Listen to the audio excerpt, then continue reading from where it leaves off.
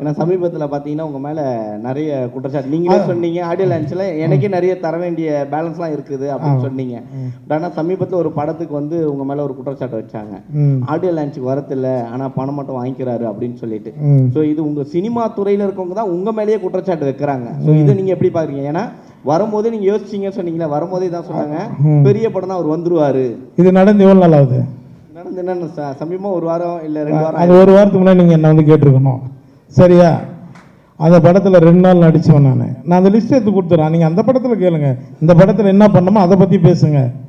இப்போ சொன்னார் இல்லையா, சுரேஷ் சார் சொன்னார் இல்லையா, கரெக்டான ப்ரொடியூசர், தரமான ப்ரொடியூசர். நான் வந்து சத்யஜோதியில் வந்து தியாகராஜர் கம்பெனியில் வந்து நான் ஆரம்ப காலத்துலேருந்து அவங்ககிட்ட வாய்ப்பு கேட்டு அவங்க ஆஃபீஸில் என்ன இன்னும் அவங்க ஃபேமிலியில் ஒருத்தரை தான் பண்ணிட்டுருக்கேன்.